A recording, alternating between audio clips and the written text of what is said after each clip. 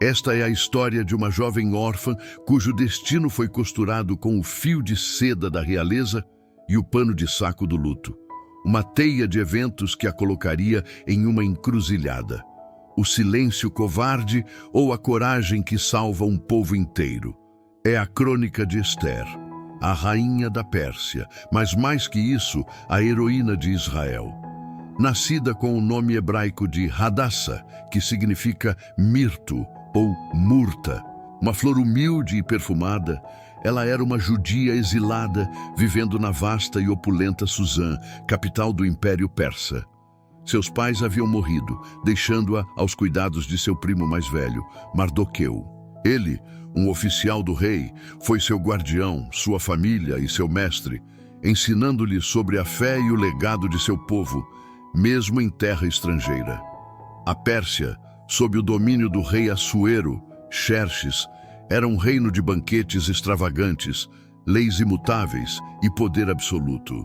A história de Ester começa com o fim abrupto do reinado da rainha Vasti. Após Vasti se recusar a obedecer a uma ordem do rei durante um banquete, um ato de insubordinação que ofendeu a majestade real, ela foi destituída do trono, e um decreto foi emitido em todo o império para que as virgens mais belas fossem reunidas no harém real.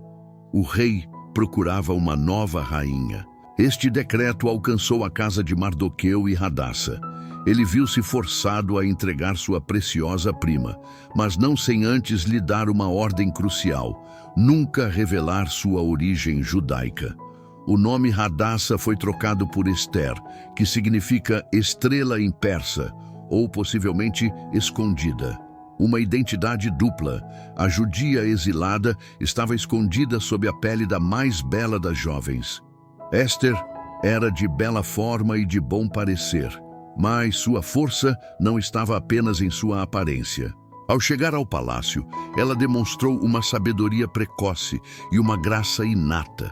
Em vez de exigir luxos extravagantes como as outras candidatas, ela aceitou humildemente tudo o que o eunuco responsável, Hegai, lhe oferecia, ganhando seu favor.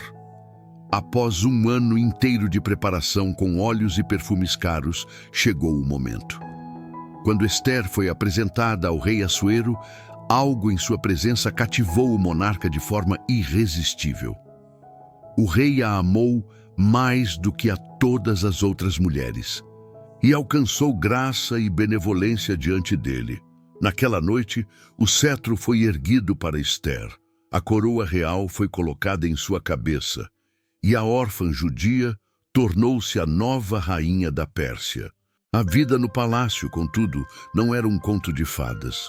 Enquanto Ester desfrutava ou suportava sua nova posição, Mardoqueu permanecia fielmente sentado à porta do palácio, mantendo contato com a rainha. Sua vigilância logo se mostraria vital. Ele descobriu e denunciou um plano de assassinato contra o rei, salvando a vida de Assuero. O ato de Mardoqueu foi registrado no livro das Crônicas Reais, mas, por ora, foi esquecido sem recompensa imediata. O perigo, no entanto, não tardou a surgir em outra figura: Amã, o Agagita.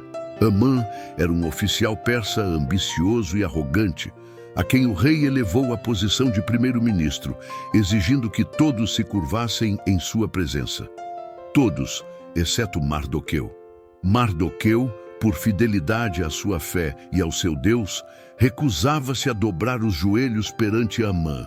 Para Amã, este desprezo era uma ofensa intolerável. A vingança do primeiro-ministro, contudo, não se limitou a Mardoqueu. Consumido pela ira e pelo ódio anti-judaico, ele buscou um mal muito maior.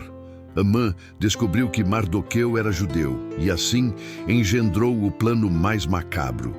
Não apenas matar Mardoqueu, mas exterminar todo o povo judeu em todas as províncias do vasto império. Com o consentimento do rei Assuero, que, distraído por Amã e alheio à verdadeira intenção, deu seu anel e autoridade para que se fizesse o que quisesse, um decreto de extermínio foi promulgado. A data foi marcada por sorteio, conhecido como Upur, O 13º dia do 12º mês, Adar, seria o dia da aniquilação. A notícia do decreto chegou a Susã, e Mardoqueu, em profundo luto, rasgou suas vestes, cobriu-se de pano de saco e cinza, e chorou amargamente. Ele enviou mensageiros à rainha Ester, informando-a sobre o perigo e exigindo que ela fosse ao rei interceder por seu povo. O medo, como uma mortalha fria, envolveu Ester. Ela enviou uma resposta a Mardoqueu, expondo a terrível lei do palácio. Qualquer um que se apresentasse perante o rei sem ser convocado seria morto, a menos que o rei lhe estendesse o cetro de ouro. Ester não era chamada pelo rei há 30 dias. Ir até ele era assinar sua própria sentença de morte, arriscar sua vida e sua coroa. A resposta de Mardoqueu é, talvez, o clímax emocional e teológico de toda a história. Suas palavras ressoaram através dos muros do palácio, penetrando o coração de Ester. Não imagines que, por estares no palácio do rei, serás a única a escapar entre todos os judeus. Pois se te calares nesta hora, socorro e livramento surgirão de outra parte para os judeus, mas tu e a casa de teu pai perecereis. E quem sabe se não foi para um momento como este que chegaste ao reino. Este é o ponto de virada da heroína. A coroa, que antes era uma glória, se tornou um fardo. O palácio, antes um refúgio, era agora uma prisão.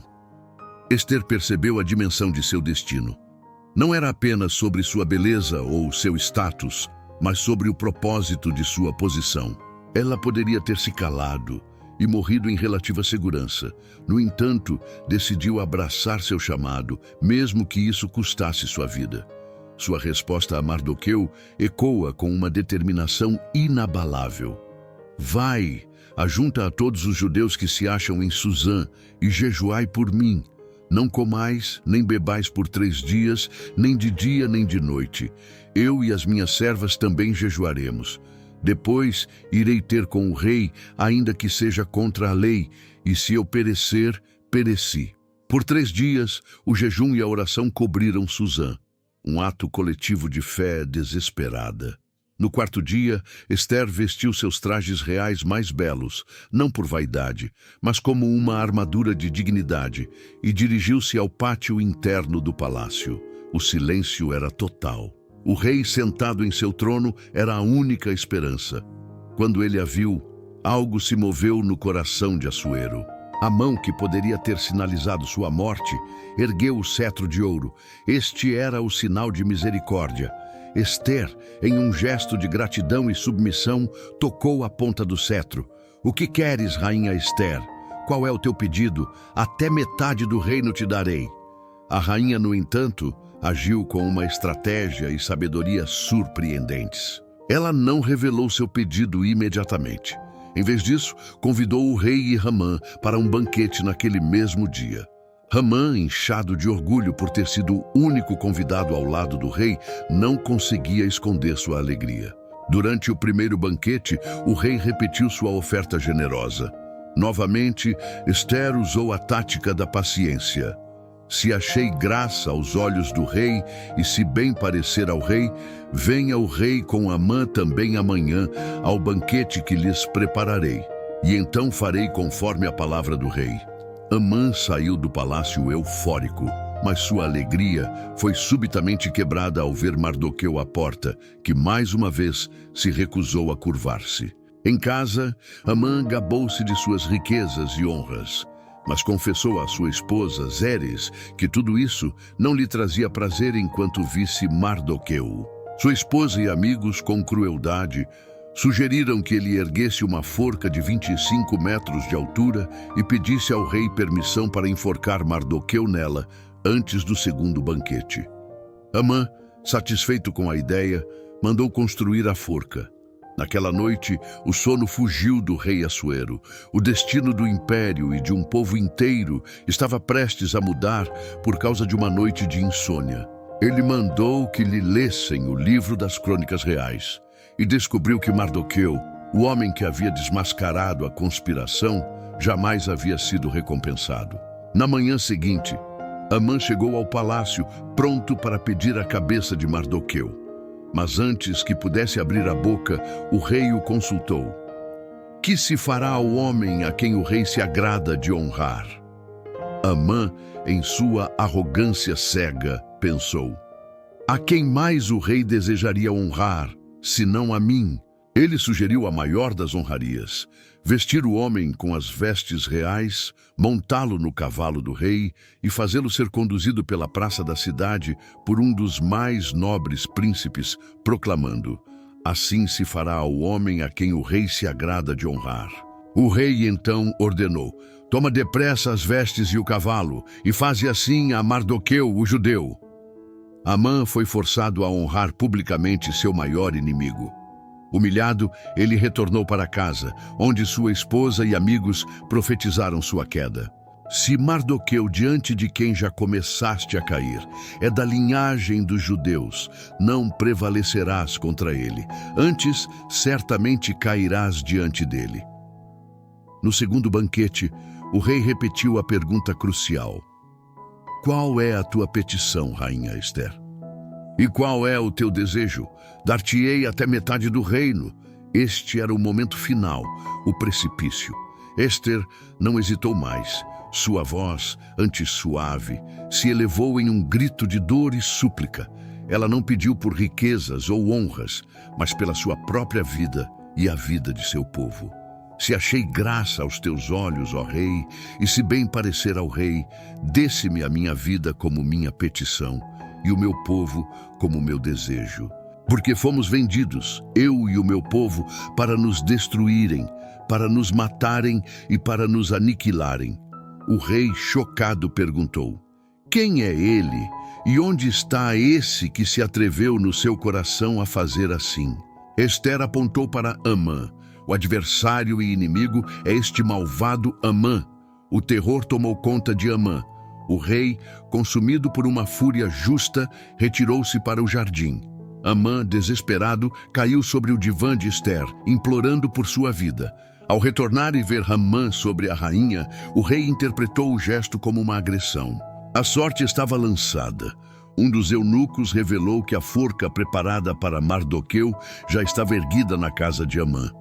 O veredito foi rápido e irônico: enforcai-o nela. Amã foi enforcado na mesma forca que havia preparado para Mardoqueu. O decreto, no entanto, não podia ser simplesmente revogado, pois as leis dos medos e persas eram imutáveis. Em vez disso, o rei deu a Ester e a Mardoqueu, que foi elevado à posição de primeiro-ministro, a autoridade para escrever um novo decreto. Este permitia que os judeus, no dia do extermínio, se reunissem e se defendessem, lutando por suas vidas contra seus inimigos. A tristeza de Suzã se transformou em alegria e festa. Os judeus, antes marcados para a morte, tiveram luz, alegria, gozo e honra. Mardoqueu saiu do palácio vestido de traje real, e o povo judeu pôde celebrar a salvação milagrosa.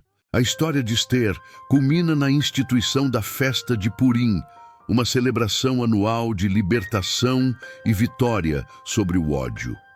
A coragem dela não foi a ausência de medo, mas a ação apesar desse sentimento. Em nossas vidas, somos constantemente confrontados com momentos em que precisamos nos posicionar como a rainha. A frase, quem sabe se não foi para um momento como este que chegaste ao reino, deve ressoar sempre que nos sentirmos pequenos ou hesitantes em nosso papel. Se você está em uma posição de influência, seja em sua família, no seu trabalho ou em sua comunidade, e percebe uma injustiça ou um problema grave, como um colega que sofre bullying, uma política desonesta, um familiar que precisa de ajuda decisiva. Seja como Ester, lembre-se que sua posição atual não é um acidente, mas um território de responsabilidade. Ester poderia ter usado o palácio para conforto pessoal. Em vez disso, ela o usou como uma plataforma de intercessão. Não use seu cargo, seu talento, seu conhecimento ou seus recursos apenas para si. Use-os para proteger e elevar aqueles que não têm voz. Este é o auge da abnegação e da coragem destemida. Esther sabia que quebrar o protocolo real significava a morte. Ela calculou o risco e decidiu que o bem-estar de seu povo valia mais que sua própria vida. Em alguma situação, você precisará tomar decisões que envolvam sacrifício pessoal e riscos. Às vezes, falar uma verdade para um chefe, mesmo que custe seu emprego. Confrontar um amigo sobre um mau caminho, mesmo que a amizade se perca. Investir todo o seu tempo e recursos em um projeto de fé ou caridade. Nesta situação, peça um tempo para si, como Esther fez ao pedir o jejum. Prepare-se espiritual e mentalmente. Calcule o custo, mas, se a causa for justa e maior que você, avance com a fé de que, independentemente do resultado pessoal, você estará cumprindo o que é moralmente correto. Esther não foi impulsiva. Quando teve a chance de falar no primeiro banquete, ela adiou, convidando o rei e Amã para um segundo encontro. Ela não atacou seu inimigo na raiva. Ela o expôs metodicamente. Talvez seu conflito seja complexo e exija mais do que apenas a sua palavra. Portanto, cuidado com a impulsividade. Ela pode arruinar anos de esforço. Não reaja sob pressão. Use a estratégia e o discernimento. Esther criou um cenário onde Amã estaria no auge de sua soberba, facilitando sua queda. Aprenda a ler o ambiente e a usar o tempo a seu favor.